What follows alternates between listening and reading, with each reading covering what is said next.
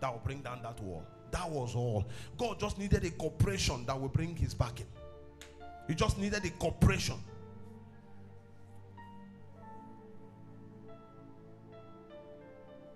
Are you with me this morning? You want to see God's presence this year? God doesn't come to your terms. Let's go on. Is someone with me here? Are you with me here? So what are the conditions? Last week I said number one is hunger. Your desire. Hunger. Hunger for God. God does not go where he's not welcome, where he's not needed.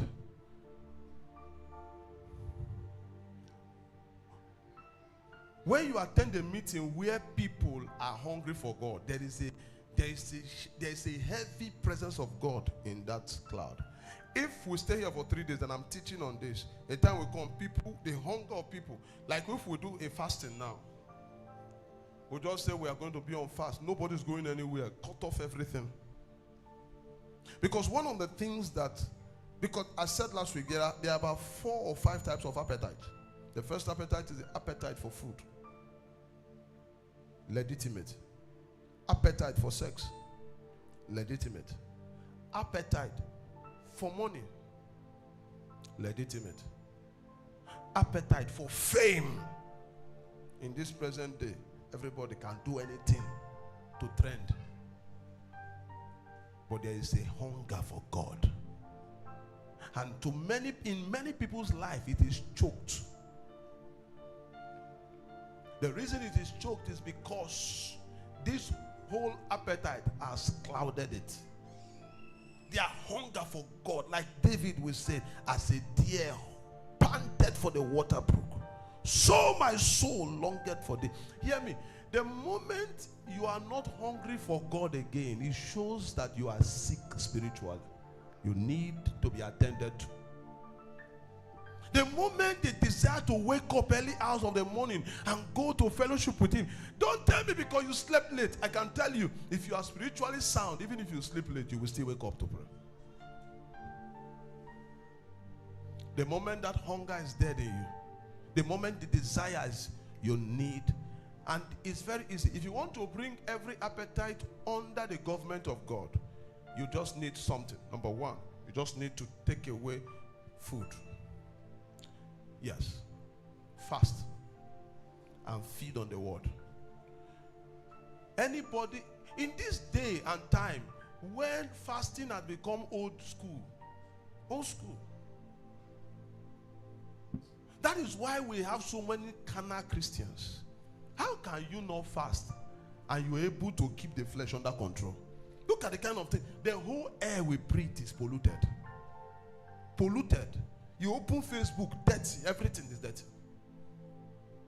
The phone we carry is just like a box of Satan. Everything is polluted. And this thing is entering. You are breathing in these things. You are watching these things. And you want to live a holy life. How can it happen, my brother? And you want to be hungry for it. It's not possible. You must be. See, if you are going to overcome, the Bible, to them that overcome it will be given the crown of life. If you are going to overcome and stand before Jesus someday, you must be intentional with your Christian life. You must be dogged. It has not changed. Say, Pastor, the problem is that I don't really have the grace to fast. Is there any grace in the Bible to fast?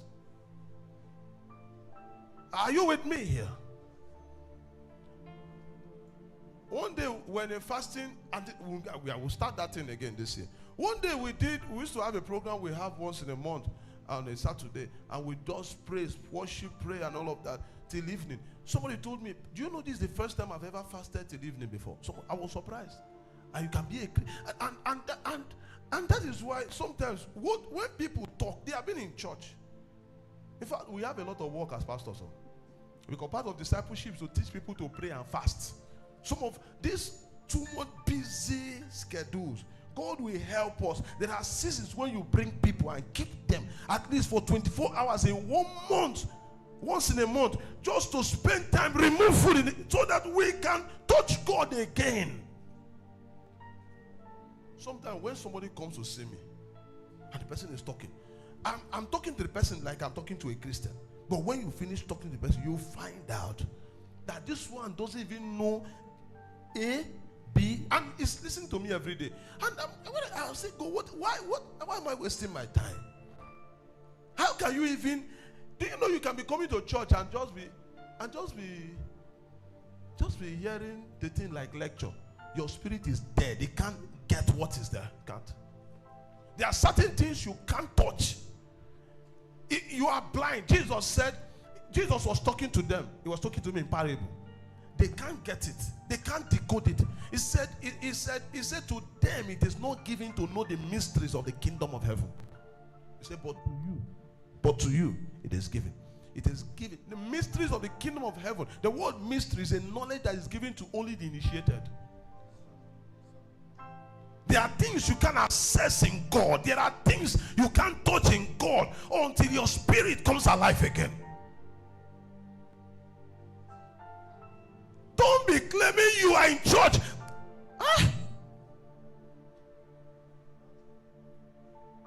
Somebody was talking to me recently, and what came out of his mouth?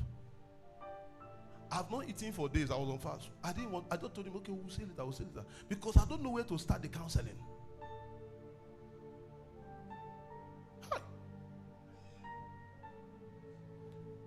It's just like church.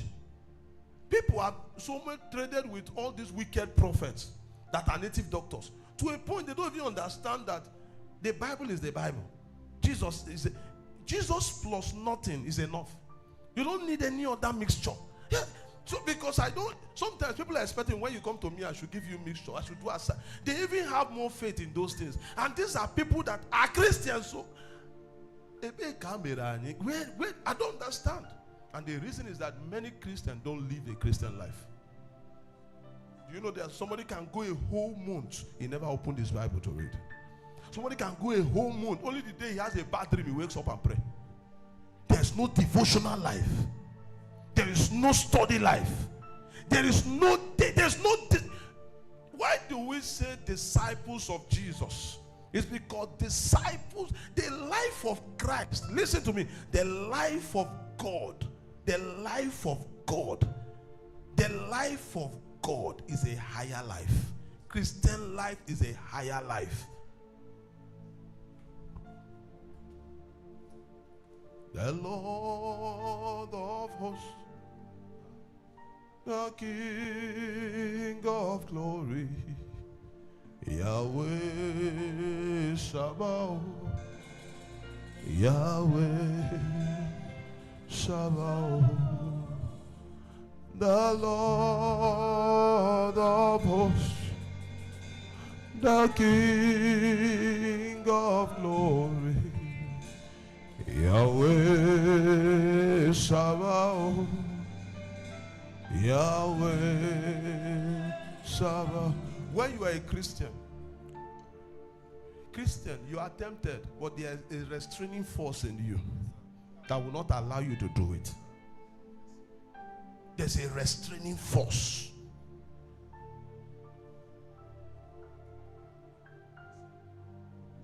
But you see a Christian living loosely like nothing, something is wrong. And these are the things.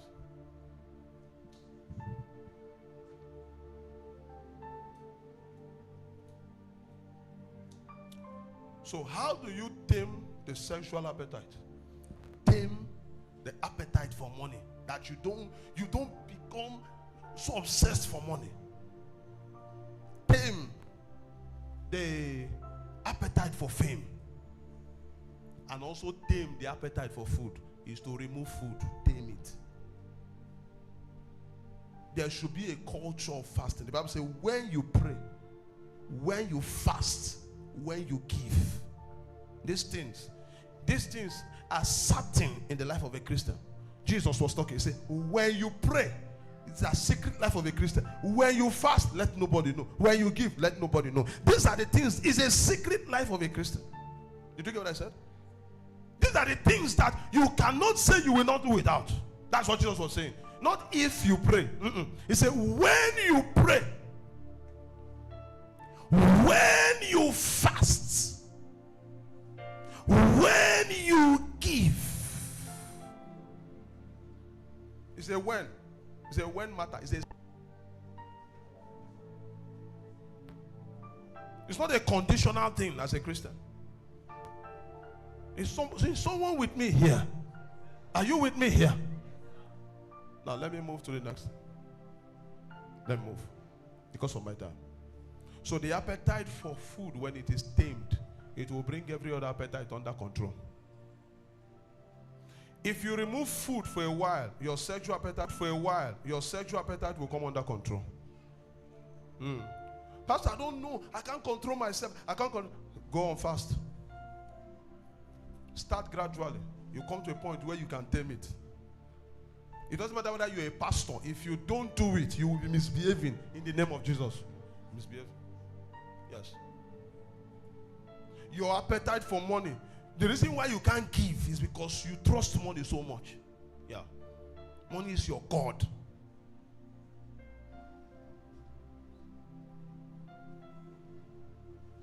Appetite for fame. You want to be recognized anywhere you go. If they don't recognize you, you don't feel comfortable. You feel like something is wrong. You know why? Because you don't know yourself. Hunger for God. Today, there will be hunger in your heart for God. A hunger. If you are, some of us have not eaten this morning. Some people have already loaded this morning. No? Don't think that everybody has not eaten. There are people that have eaten apple this morning very well. Akamuna, akara this morning, they have loaded. Then they now come to be loaded again spiritually.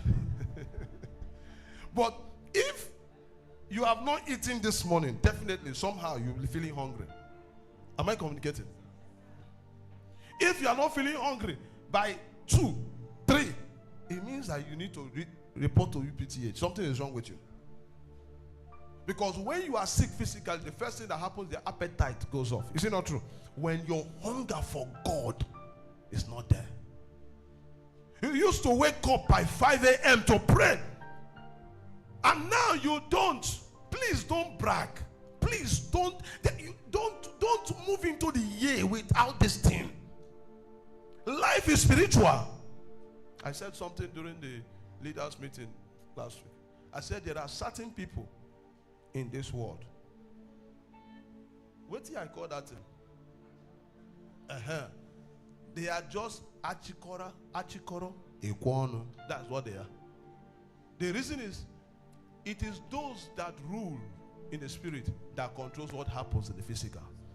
If you don't know how to take your place in dominion spiritually, people will use you to complete what they are doing.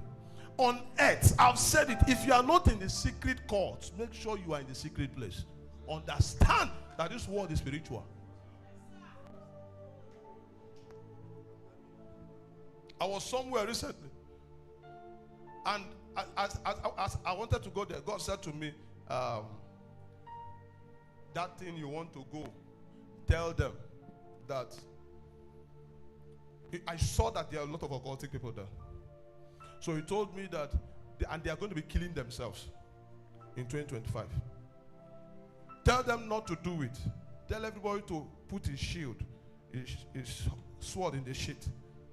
Tell everybody to desist. It's not a church. So I said, God, you said I should say it. He said, yes, say it there.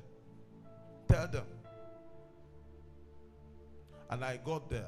As I got there, as I sat there, I saw people with things in their armed spiritually. So I started talking. I said, look at what God says. It was later I even heard there's going to be some political thing in their place, in their hometown. They started explaining the things to me. Nobody told me what is about to happen. I just said what God told me. When I finished saying it, I now discovered that some of them might be feeling angry. I now said, see, if you think that what I'm saying, this your small charm that you carry on your waist, try it here, I will kill you. See, you can't say that thing if you don't know your God. You can't say it. One day, I don't want you to know what I'm saying, but one day, there's somebody that came in here. So as I was ministering, I saw that because of the kind of job he does, so that you know what I'm talking about. So he needed to put his hand somewhere. So I laid my hands on him. I knew, I wanted to show him that what he carries is nothing. So I touched him. The demon started manifesting, and he was disgracing himself.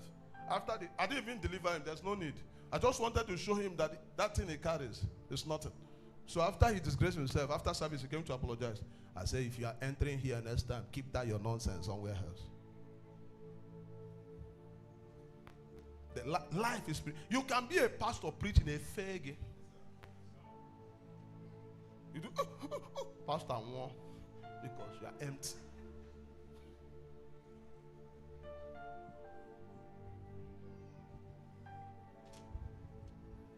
Okay, because of time,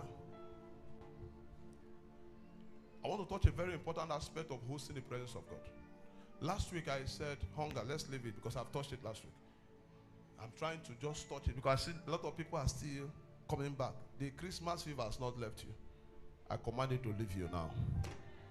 Number two, if you are going to host God, you must have love for God. A love for God.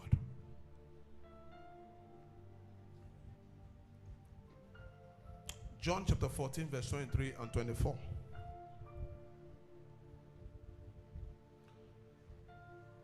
John 14, 23 and 24. Please be fast. My time is already up. And Jesus answered and said unto him, if a man love me, he will keep my commandment. He will keep my words, and my Father will love him. And we will come unto him and do what? And make our abode.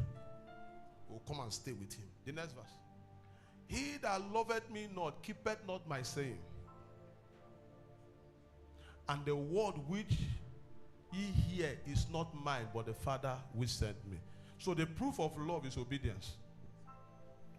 It's not, I love you, I love you. No, obedience to the word of God. And I said it last week. The first proof of love is the obedience to his word and his voice. His word and what? His voice. What did the word of God say? Find out and do it. His voice. What did God say to you? Obey it. In Deuteronomy chapter 28 verse 1, he said, but it shall come to pass if you will hearken diligently to the voice of the Lord your God and to do his commandment. Put it up, please. He said, the Lord your God. And it shall come to pass if you shall hearken diligently to the voice of the Lord your God and observe to do all his commandments, which I command you this day. He said, the Lord your God will what? Will set thee above all the nations of the earth. God will lift you by himself. His presence will back you. The next verse. The next verse. Verse 2, please. And all these blessings shall come on thee and overtake thee, if thou shalt hearken unto the voice of the Lord your God. You won't be going after the blessing. No, you will go after his voice. You will obey his word. You will obey his voice. You will live by his principles, and you will live by his leading. And then God, remember we're talking about his presence, he will lift you above. He's the lifter of men. He's not partial. He knows how to do it. So obedience. I said it last week. Now I want to go to the second one. The second way that proves that you love God. And this is where I don't know whether I can go beyond this today. It is actually what I call it devotion and your consecration. Now, I'm going to explain something here.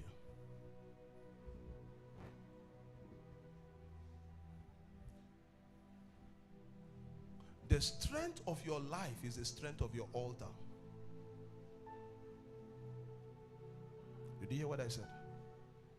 The Bible says, if the foundations be destroyed, what can the righteous do? Every man's life is controlled from an altar. Is it the one you created or the one someone created? This world will live. The altar is the boundary between the realm of the spirit and this realm. It's a boundary.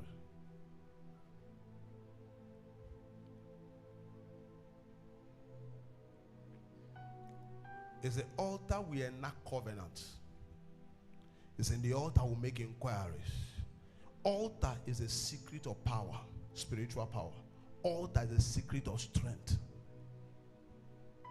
When you see a man move in the marketplace, you move without fear. He knows what backs him. If all your life is all we see, you are an endangered species. If you have not learned how to build the altar, I want to show you it briefly. Because God does not, listen, a plane cannot land in your village, even though you have a jet. Except your village is where the airport is. It won't land in your compound. It will land in the airport. There's a landing pad for airplane. God does not land everywhere. God does not manifest everywhere. God is everywhere, but He doesn't manifest. His manifest presence is not everywhere. If you want to see God, you must bring the altar. If you want to see Satan, you will bring the altar. Every powerful man you see knows the altar ministry. If you are going to rule in the marketplace, you must know the altar. If you are going to have dominion, the first thing you have to learn to build is the altar. There are different types of altar, but I want to deal with your personal altar. There's a corporate altar. The corporate altar, that is why you see occultic men, they have their grandmaster. Today in church, the people that are supposed to be our grandma, some of the people that, the problem is that some of our pastors doesn't understand priesthood. Because it's very important, if you are a pastor, and those of you that are in ministry, you have to understand priesthood. A priest is like a lawyer. A priest is a dangerous man. A man that understands his priesthood, that understands how to trade his priesthood, you can change many things.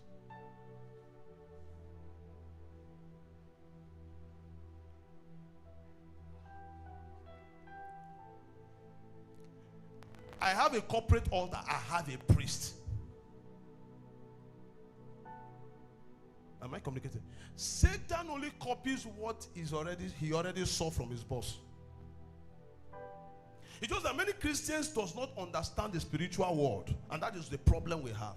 You see an average person. I see them many times. I see some of these musicians. I listen to some of their podcasts. You see, I'm not a church person. I don't go to church. I'm not a religious person.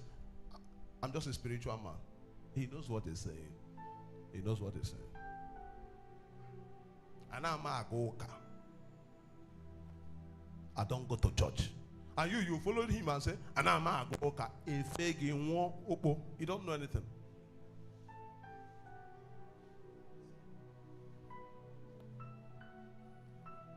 But even though in a go-ka and you don't understand the spiritual, even if you are coming to church and you don't understand how the spiritual realm functions, look at some of you. Okay, look at you now. You are into the media.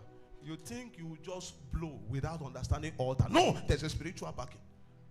Even Mommy Shade said, if she understand it more, she will do. How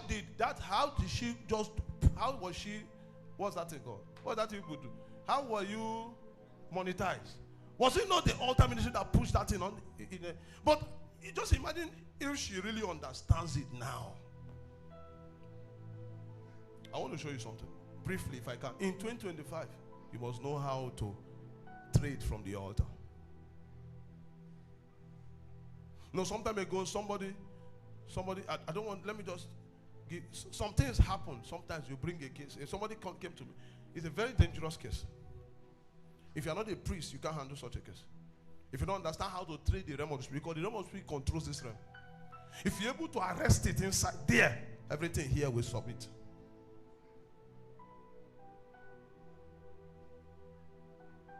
The guy,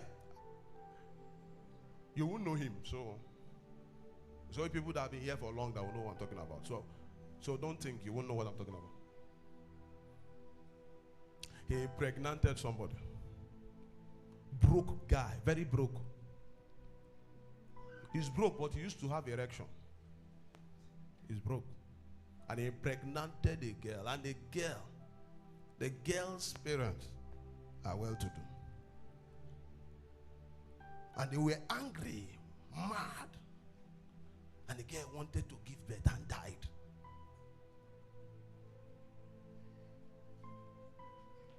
And they unwore the boy. They carry him.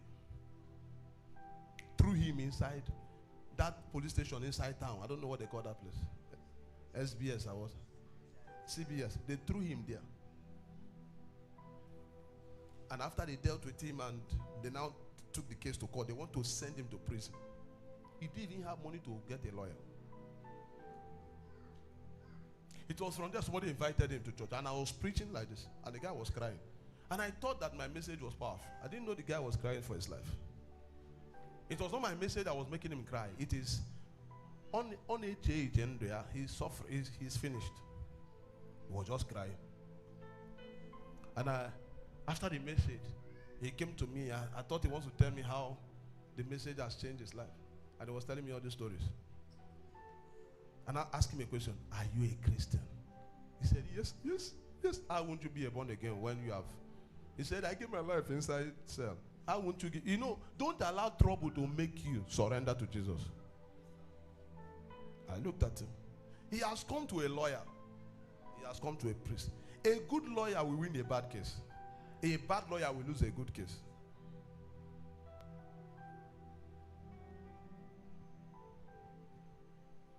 And he came to me when he finished talking. I looked at the case. I don't know where to enter from. So I told him, hang around. If you have given your life to Christ, now serve God madly. I was looking for evidence to the court. So the guys, they started going for evangelism, very mad way. Preaching from closed. That kind of thing is not what you say, it's done, prayed. When you can't pray like that. You have to win the case in the spirit. When I won the case, I told him the case is closed. I've closed many court cases in this Okpulor, this Okpulor, many. Some of the landlord, serious issues, I've closed it. Yes.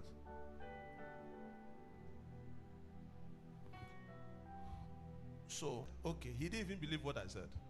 I said that case will not hold again. He went to court. He called me, Pastor, we are in court. I said, what are you doing there? He said, today is the court case. He said, the people are here too. I said, okay, no problem. What do you want me to say? I've done my own. God knows how to do the remaining. I called the call. That day the case didn't hold. They shifted the case. They adjourned it again. It didn't hold. Adjourned, it didn't hold. Adjourned, it didn't hold. Adjourned it. 6 months, it didn't hold. One of the uncle got angry. He's an influential person. Took it up and won. I didn't kill the man. No. It's just that I won the case. What that man became a victim of what? Achikoro. That is how many people's life are. What have been settled in the spirit? They've settled 2025 in the spirit. You are just there. You are doing like Buga empty load. You have nothing. You are still sagging nigger. Nothing. You are still you are just making empty statements. Nothing. How do we raise? Are you getting what I'm saying here? You know that guy, what helped him was he came to a priest. But listen, it's our whole responsibility. Even if you have a corporate altar, there are things that are done. They are not going to talk about that today. But you must have a personal altar. In 2025, you are going to see the backing of God. The first thing you bring to that, you want to have a powerful altar. You want to have an altar that you are fearless. No man can take me down. No man. I have a vow from my altar. And God said to me, no man shall be able to stand against thee all the days of your life. You know, when I talk like people get angry, why is he? No, I'm telling you, it's not boasting, it's true. That's how a man that is powerful from his altar will be bold to talk. How can I go and I'm afraid of shaking somebody because as in on our togo? That's the kind of person I want to shake. A guy came to me when I was still I don't know that I want to 21 then. Or 22. He came to a program I was having at Rumasi, Paradise School. The guy was one of these people that I don't want to mention the name of the politician. The guy has a pistol. He submitted his pistol to me. I was afraid of touching pistol. I was afraid. Me that is a pastor, I was afraid. He submitted because of what he saw. He came for the program. And I said to him, I see you with a gun. I see you with a gun. I see you with a gun. He was doing like this. I don't know what he's doing. I said, I see you with a gun. I see you with a gun. You are a cultist. I see you with a gun. The guy, if you shoot him naturally, bullet will not penetrate. I didn't know all those things. As I was telling you, you are see with a gun. I now hit his head. As I hit his head, this guy, he collapsed. He died. I mean, who was in that meeting? He died. The ushers were crying because he was stiffing up like this.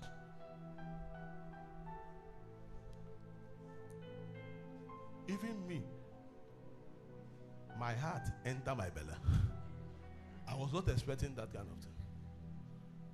So I now, you know, pastor no go do like saying fear. If I fear, everybody go wrong. So I turned back. I started worshiping God. I said, God, what do I do? What do I do? He said, call him back. Hit him again. I hit him again. Bah! Come back! He came back. Do you know who handled that case? Reverend Stephen Akiola. How many people know Reverend Stephen Akiola? He was the one we took the case to because I couldn't carry gun. He was the family was a member of that church. The guy never attended church. It was that encounter that settled the matter. He was on the ground. He woke up. Power. You know why? There is only enough for me. There's an altar that's backing you. This year, you don't step into this year without an altar. You don't enter into the marketplace. People are carrying something everywhere.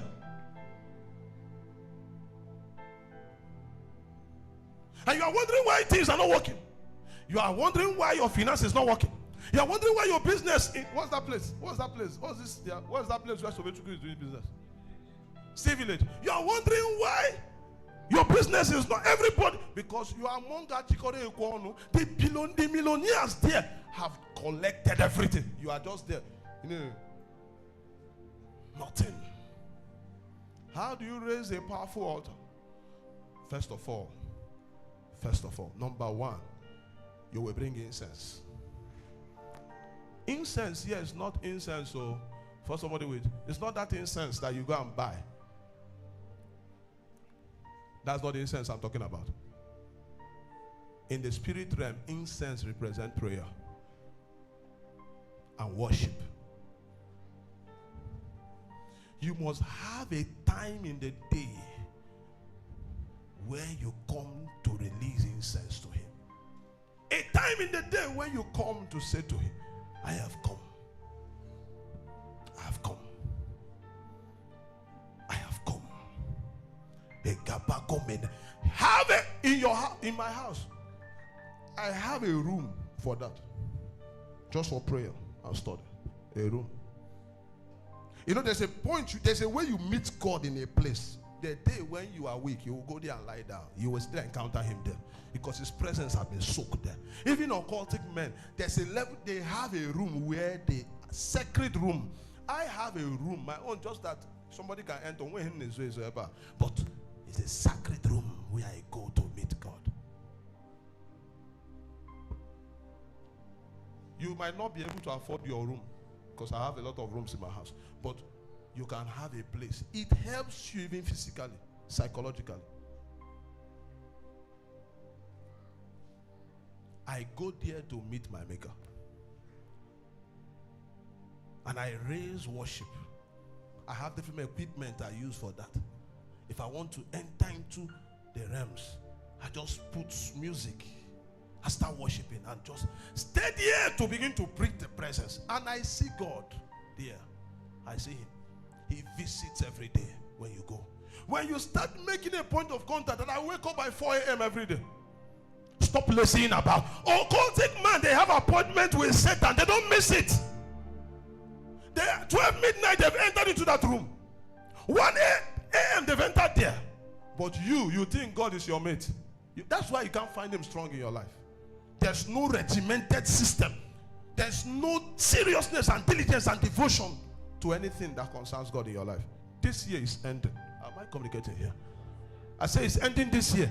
You want to see the backing of God? You must have a time in the day. The funny thing about it is that you might start with your own time, but when you continue, he will give you time he wants you to come. Because for me, he gave me the time. I know the time when I go. That's why to hear God is not hard for me. When I go, I ask questions. Because a spiritual leader that can't hear God is a problem going somewhere to happen. Okaina makabadia. Iba o. Alabashante. The grace to walk with God will rest upon you today.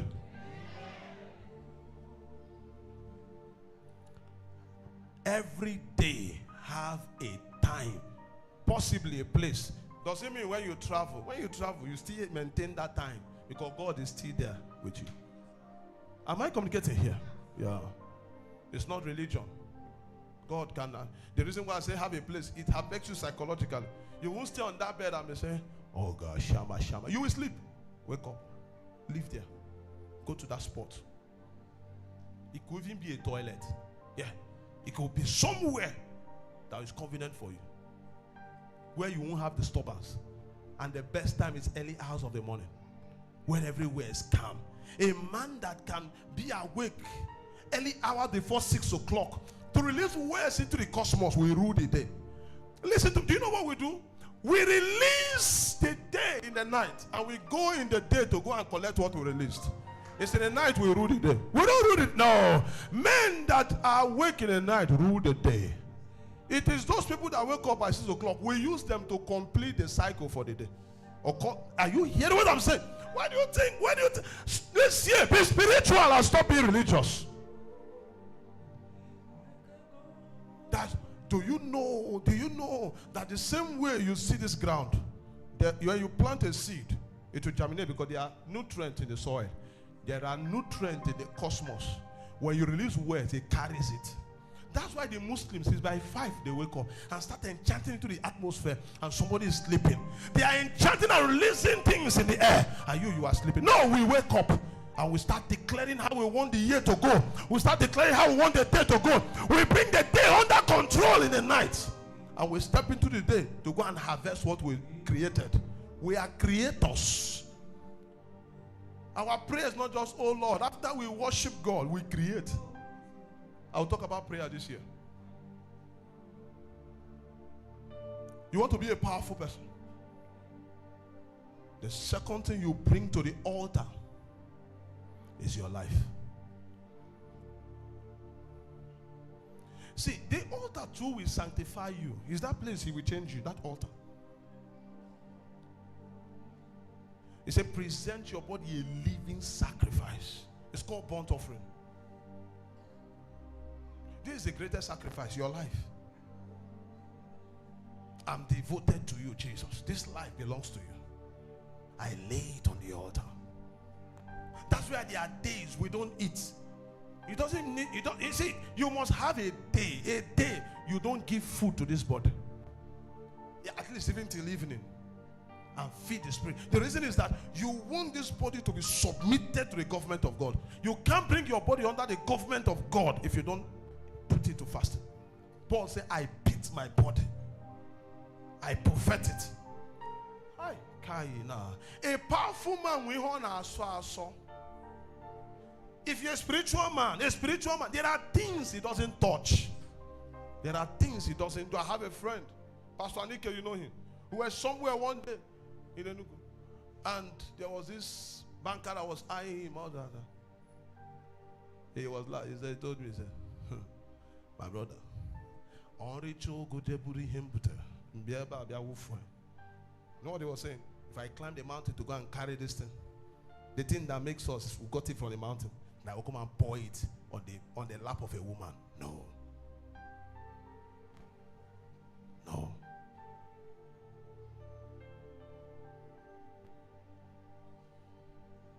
Are you with me here?